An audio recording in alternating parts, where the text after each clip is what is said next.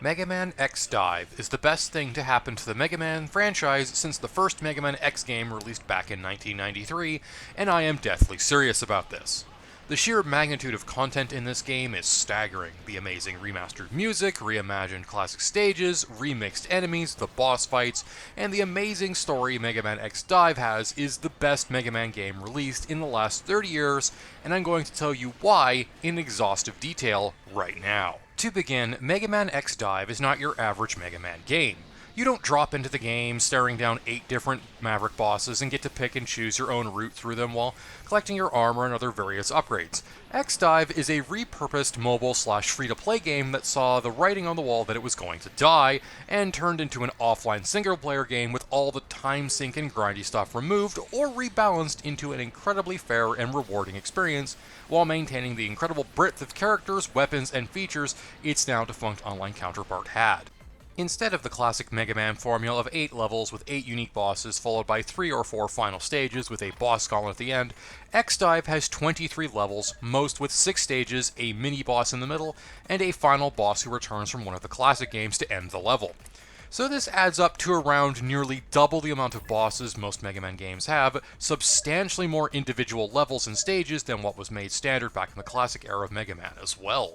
But who are you playing as in Mega Man X Dive throughout all of these levels? Well, you're playing as every version of Mega Man. Zero, Axel, Roll, Bass, Proto Man, various bosses from all the previous games like Magma Dragoon, Bit, Vile, Sigma, the villains from the Mega Man Zero series, supporting characters like Seal and Iris, most of the cast of Mega Man X Command Mission, secretly one of the best JRPGs ever made, and dozens of alternate versions of these characters, along with several brand new and amazing characters like Rico, Ico, Via, and the amazing Big Mommy Energy Eratoire. But most importantly, you can play as the most powerful character to ever grace a Mega Man game. A character so powerful, just mentioning their names and shivers down Maverick's spines. A characters of such unspeakable power we only know them as White Day Cinnamon! If you played Mega Man X Command Mission, you will get this joke. So yeah, there are something like 120 different playable characters, each with unique skills and abilities. Some of these definitely stand head and shoulders above the others, like my main Black Zero, Third Armor X, and Gangster Girl Eratoire, all 3 of which have massive damage reduction, awesome damage output, improved maneuverability, and some amazing passive abilities.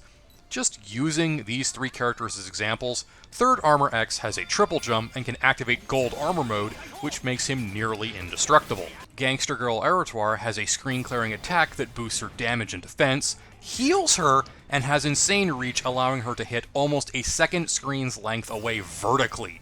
She completely trivializes most enemy-rich levels and events with little to no effort. And then there is my main Black Zero. He is immortal. Yep. With the proper mix of skilled play and abusing his Raykosen skill, he can generate a protective shield that lasts longer than the cooldown needed to recast it. As long as you're not hugging the bosses, you cannot kill Black Zero. He can face tank spikes, pitfalls, and entire groups of enemies while swinging his Z-Saber like no one's business. Best character in the game, hands down. Sorry, Cinnamon. Almost every character from the Mega Man franchise, from the classic NES games all the way to the Mega Man Star Force series, is present and playable. And that's on top of new, never-before-playable characters like Sigma, the other Mavericks, the entire cast of Command Mission, except Spider for some reason, and a ton of new and original characters like Rico and Via, along with all of the crazy event characters that exist exclusively within this game. So with all these different characters present, how do you play the game? They can't all operate the same, right? Well, actually they kind of do, but in the smartest way possible. Every character comes with 2 skills on short cooldowns, up to 6 passive abilities that operate in the background or when you activate your skills, 2 weapon slots, and 2 additional universal skill slots. Character skills range from classics like Zero's Z-Saber abilities, X's armor abilities like his charged buster attacks, his copied boss abilities, buffs, blocks, heals, and even summons. And each character has 2 of these unique skills. If there is something specific you want in a character, somewhere among these 120 plus playable characters, you will find it. If you're a boring player, just play Mega Man X and spam charge shots and his homing rocket? That's new. If you're looking for something more exotic, however, check out characters like Tronbon, who brings Servbots and her custom ride armor with her into the game, or Ale from Mega Man ZX, who needs to power up to activate their ZX Metal Armor mode thing. I haven't played Mega Man ZX, so sue me. Almost every character is amazing, though. Fun and totally endgame viable with enough practice, leveling, and gearing up. Let's talk weapons now. X-Dive has 5 weapon types with several variations of each in the game. There are busters, sabers, machine guns, sprayers, and launchers. All of these weapons work on a recharging energy system. Take the classic Buster, for example. It can fire 30 or so shots in rapid succession before needing to pause briefly and automatically recharge its ammo pool. All weapons handle this way, even the sabers, which should be infinite, but they are still needing to recharge very briefly between combos, or 2's worth of slashes. This might sound off-putting at first, reloading in a Mega Man game, yeah, that's heresy. But the reload and recharge speed is literally 1, maybe 2 seconds at worst. And there are very, very few weapons with really bad reload and recharge times. They tend to have amazing damage output, though, to make up for it. Back onto weapon types. Busters are your basic pea shooters that do medium damage pretty fast. You get a lot of these to play with, and they all have unique pellets, firing sounds, and features. A good all-around weapon type you can always fall back on. Sabers are your melee weapons and do massive damage very fast, and can shred almost anything in the game if you're willing to get close enough to them. There is effectively no variety in these different sabers until you get to the late game sabers that can have lifesteal, shoot projectiles, or have crazy damage over time effects. Machine guns don't hit as hard as busters but carry more ammo and shoot insanely fast. And I find something incredibly hilarious about seeing Mega Man characters walking around with Gatling guns mowing down random mavericks.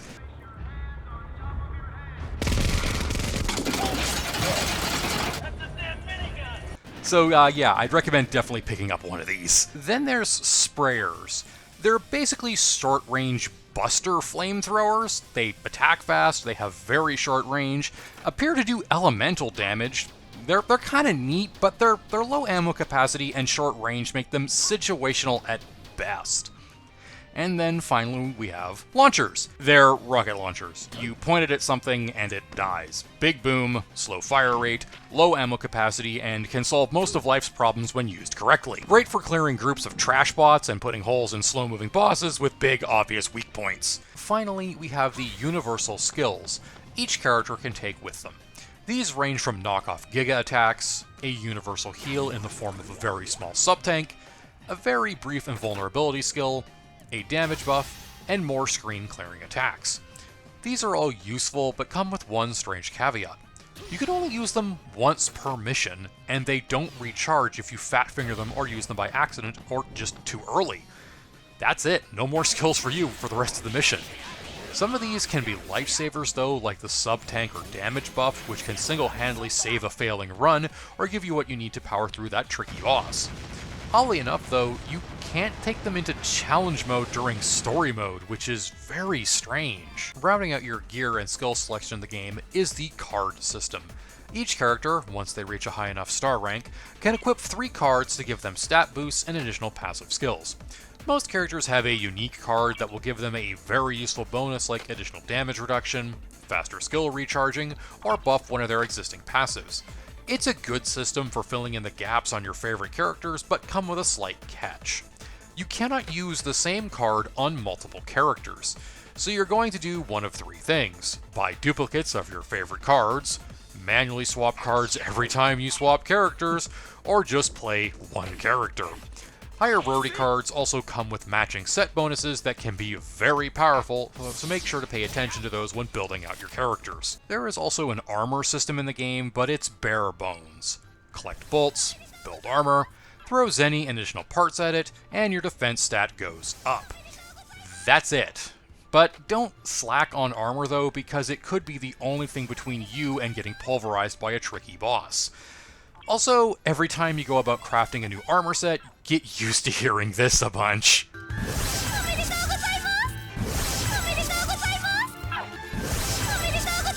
I've mentioned it a few times now, but we need to talk about the game's power system. So, you know, in games like Destiny, crummy mobile games and stuff like that, and the now defunct Marvel's Avengers, You have a general power level that determines how strong the game perceives you to be. Well, X-Dive does that as well, and it actually works properly. This game does the power mechanic better than any game before it. Unlike all those other games, it's not a hellish grind to maintain, and everything, literally everything, raises your power level. Bought a new gun? More power. New character? More power. Ranked up your universal skills and cards? You bet more power. You don't even need to equip the new stuff, you just get stronger by making more gear and more powerful stuff in your inventory. Yes, equipping higher level weapons and cards works better, but grinding out a few new weapons and a new character does not punish you. You're rewarded for everything you do by the game raising your power level and contributing to the in-game gallery. Everything you could rank up, equip, or buy is cataloged there so you can know when you've sucked all of the power out of it and can move on to the next thing. It's a brilliant system that encourages you to keep playing the game and doing random busy work to maintain your character while trying new things. And what's even better, all of the grinding is quick, painless, and efficient. I know that sounds crazy, but it's true. Once you hit level 60 and unlock that event mode, you can go into special levels that scale to your player level and grant increased amounts of experience, upgrade items, armor parts, skill cards, and insane amounts of zenny. If you're lacking in any of these things, you can fix it in 5 to 30 minutes time without any hassle. Need a couple million zenny? Run the zenny mission 3 times. Ready for the next tier of armor? Boom, speedrun the armor parts mission. Want to max out all your skill cards for insane power gain? Yeah, that takes like maybe 2 hours total in event mode once you hit the level cap required to unlock the final 2 skills. It's amazing how well these events are planned out to cover any gaps you might have in your inventory or when you need to crank out a few levels. It's brilliant, brief, and beautifully simplistic. On top of this, there is a power evaluation menu in the game that tells you where you are lacking, where you're excelling, and what you should be doing to improve your overall power level. At a glance, it can tell you your main weapon is really weak, and you better go level it up. Or maybe your sub-weapon and dive trigger are doing great, and this is really cool. Without holding your hand or getting in the way, the game politely and calmly tells you you need to upgrade this part of your equipment to better match where it should be in respect to your account level and progress through the story. However, there is one thing you can't quickly grind out: elemental metal. It's what the free-to-play version of the game used as a premium currency, but now it's your reward for completing challenges, contributing to the gallery, beating levels, seasonal events, and the like. There is a lot of this stuff out in the wild, and it drops hot and fast, but you cannot specifically grind for it. The game just throws stacks of it at you as you play and do stuff. It's a slight annoyance when you need a bunch to buy a cool late game weapon or new OP character and you're just a little short, but you're always going to be earning it, so you will get what you want eventually. And that seems completely fair that one thing in the game can't be cheesed and you have to actually play the game to get it. I should probably talk about the merch store now as well. All of the weapons, characters, cards, and skin in the game are located in the merch store. You buy them with either zenny, metal, or event tickets. Everything in the store is ranked from grade C to B, A, and S rank at the top. Higher rank items cost more and have more passive abilities, unique effects, and require more memories to unlock and rank up. Early on, investing in expensive high-rank weapons and a good character will go a long way, but at the same time, collecting lower-rank stuff is easier and cheaper to upgrade, and all of it increases your gallery rank, so it's entirely up to personal preference. You can also buy some early-game upgrade materials, mid-stage revives, and compound energy, a resource you're going to need insane amounts of while upgrading everything. Not everything in the merch store is available immediately, and will require you playing through the story mode to unlock access to them. This is fine. The endgame weapons are comically powerful, so being able to use them an hour after starting the game would completely break it. That's all your gear, skills, the power mechanic, characters, and stuff covered. So let's talk about the actual game progression, the story mode, and stuff. The real meat of this game.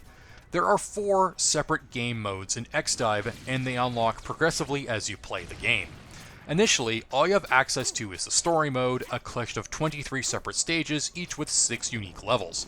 For the most part, these individual levels are recreations of classic stages from the X games, but broken up into 6 smaller chunks with new and returning enemies from other games mixed in and ending with a boss fight from a different Mega Man game. For example, the very first level is the highway stage from Mega Man X, but at the end you fight Mao the Giant from Mega Man X3. After completing each level, you're given Zenny, experience, and items for completing it. The item rewards will always be there on repeat playthroughs, so you can grind out boss drops, upgrade parts, and such without hassle, but the Zenny and experience rewards will be diminished on repeat completions. This doesn't matter too much because beating each level for the first time pretty much guarantees a level up or two, so you don't have to worry too much about your account level while playing through the game. Each level in the game also has a star rank completion grade. 1 star is awarded for beating the level, a second for completing it in under 5 minutes, and the third for finishing the level with more than 30% of your maximum health remaining. And yes, you can cheese the last one by using sub-tank or a healing skill right before finishing the level. Every time you collect 6, 12, and 18 stars on a stage, you're given a reward, usually in the form of elemental metal, cards, or character and weapon memories, so you're incentivized to replay levels and get those stars to get free characters and weapons for your collection. After chewing through enough of story mode and leveling up, you unlock event levels, a fun and goofy collection of levels, seasonal events, and challenging boss fights that come packed with what-if scenarios, new versions of characters like Halloween and holiday-themed characters, and plenty of replay value. These challenging new event levels will pay out massive amounts of upgrade materials, unique cards, and event tickets used to purchase some of the most broken characters in the game. When you unlock events for the first time, if you can pass that 300,000 PowerPoint threshold, I would highly recommend grinding out some of the event characters and cards to buff your arsenal and break the game. I also want to give a massive shout out to the amazing X Hunters event and its awesome storyline about Dr. Wily stealing Mega Man X's blueprint before he was completed and creating a parallel universe where the X Hunters from X2 were led by an evil gold armored Mega Man X.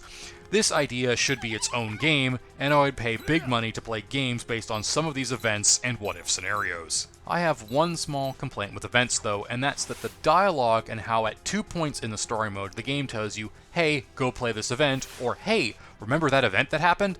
And there's no way of knowing you should have done or be doing those specific events until it's too late. Also, the dialogue in the events implies that after beating certain events, you should be given new characters to play as, but you're not. This is clearly some old leftover text from the free-to-play version of the game and how events worked there. It's a minor hang-up, but I found it annoying being told I was being given a new character when I was in fact not being given a new character. Thankfully, events pay out insane amounts of tickets, and you'll be able to buy any one character you want after completing a single level.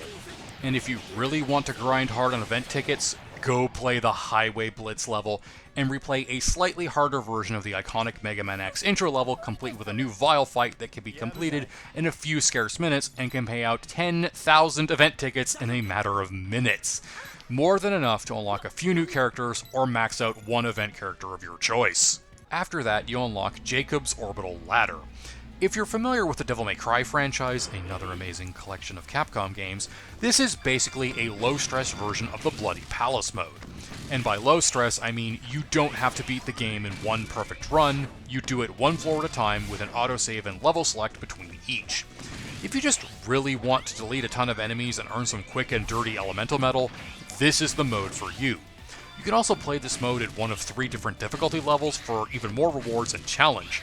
I sadly haven't played a lot of this mode yet, but I will be picking my way through it and get to the elemental metal I need to max up my endgame weapons. Final unlockable mode is called Race, a mode in which you race to complete the select stage as quick as possible, fighting for the coveted S rank. If you manage to achieve S rank on any level, you're given a hefty reward of elemental metal for your efforts. So with that in mind, wait until you get some of the fastest, more powerful characters and weapons before you attempt this endgame mode. With all that said and done, I think we've covered everything, so I have no option left than to talk about the story. I won't cover every single plot point in great detail, and I won't spoil everything, but I think I'm going to end up doing so because this game's story is so good, and I'd like other people to hear about it, so hey, spoilers ahead, I guess. The game's story begins with us, the protagonist, aka getting sucked into the Deep Log, a place the game describes as being equivalent to cyberspace and a collection of gamers' memories and data. Effectively the Internet Archive of gamers' memories. We have been pulled into the deep log by Rico, the admin of the Mega Man data. She needs us, the player, to play through all of the Mega Man games and defeat the various corrupted datas roaming around that are destroying the Mega Man deep log and potentially wiping out our collective memories of the Mega Man franchise. And this is a brilliant idea for a story.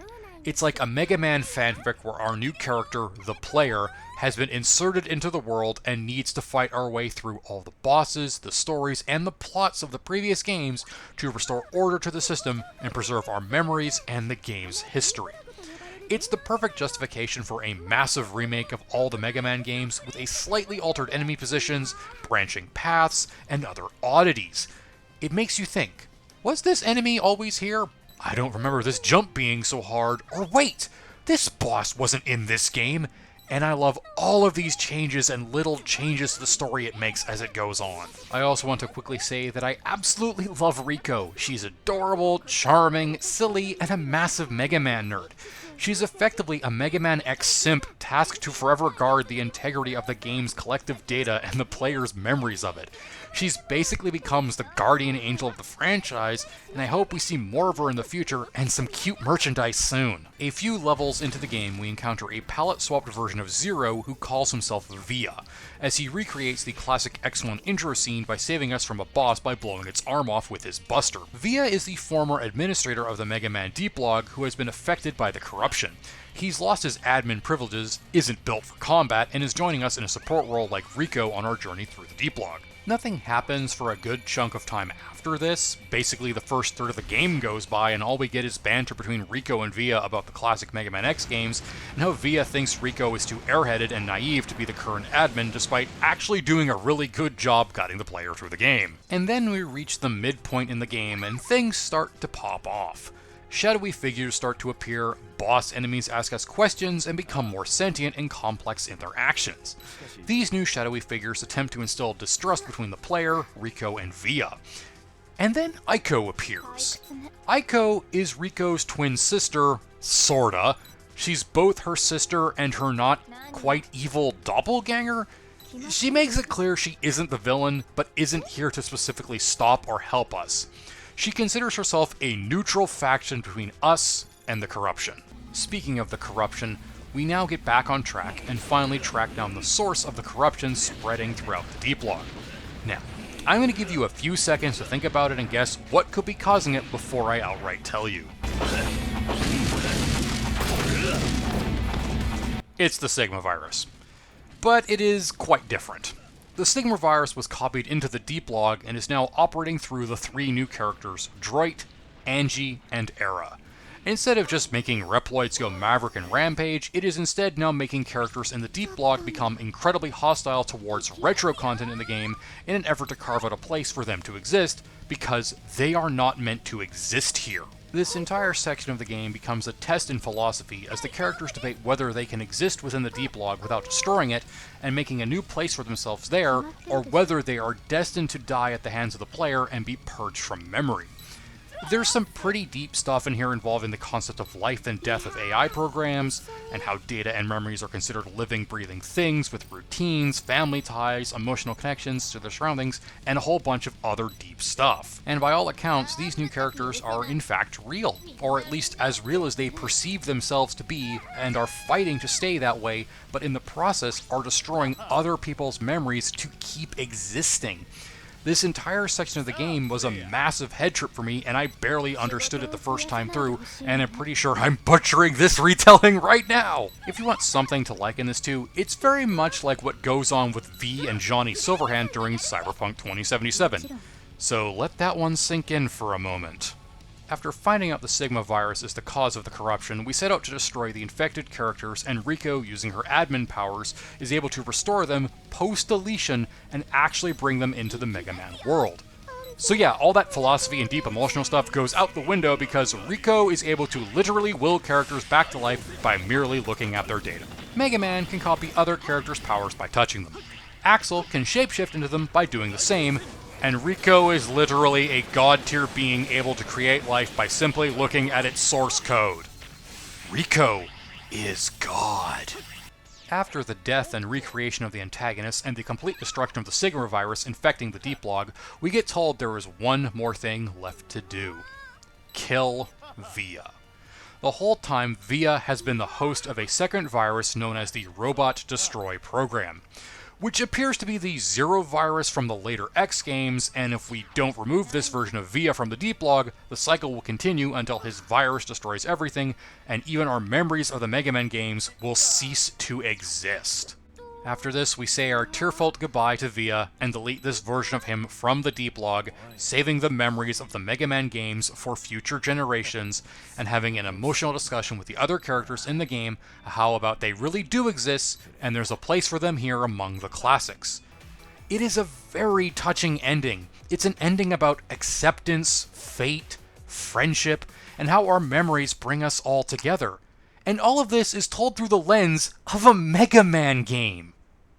And that concludes our story section of the game. Before we conclude, I'd like to talk about the few very minor problems I had with the game. My biggest gripe with the game is the complete lack of tutorials in the game outside of the first level tutorial that explains basic movement, combat, and then nothing else. You never get a tutorial for crafting armor, nothing for the store or making weapons and new characters from memories. There's nothing about cards or the universal skills, which are actually called dive triggers. I just keep calling them universal skills for some reason. None of that is tutorialized at all. You're left completely in the dark about all of that and left to figure out how everything works by yourself. It's not complicated, thankfully, and figuring out what to do is easy after a few minutes, but it's weird that there is nothing in the game that teaches you about any of these systems. There is also a complete lack of customization in the game for the controls and heads-up display. You cannot adjust the button layout on the screen, it always takes up the same amount of space, and I would have really liked to change the controls, but that is just not an option. Maybe in a future patch this might be possible, but right now I'm not going to hold my breath. So that's it. Those are my incredibly minor complaints about X-Dive. They are minimal and have almost no impact on the game. At worst, you might think you've missed or overlooked something, but that's it. I've had to aggressively think of something to complain about, so this game wouldn't come off as some perfect game, which it almost is anyway with those tiny flaws. So let's wrap it up, toss the big text on the screen, and get this review over with so I can keep playing more Mega Man X Dive. Mega Man X Dive is a nearly perfect Mega Man game. It serves as both an amazing original game and a potential remaster of multiple games in the franchise while bringing in new wonderful characters like Rico and amazing one-off ideas like the orbital ladder mode, the hilarious and unique event levels, and a wonderful, original, and emotional story about preserving our gaming memories. The incredible amount of character customization, unique weapons, skills, abilities, the fact you can play as 120 different versions of characters, every version of Mega Man X in his armors ever, different unique versions of Zero, characters from Command Mission which history has completely forgotten about, and all of these other new wonderful new characters is just an amazing idea. A Mega Man game where you have an army of playable characters and abilities to customize your experience. With all of that said, I cannot think of a single reason any Mega Man X fan should not pick this game up and play it immediately. So stop what you're doing right now, fellow Mega Man fans, and grab this game right now. Just immerse yourself in this amazing nostalgia-inducing game with fresh visuals, fun characters, and more content than any game before it in the franchise. You cannot go wrong playing Mega Man X Dive offline. Now if you'll excuse me, I need to investigate this game's modding scene because it is alive and well with new levels, weapons, and some familiar characters.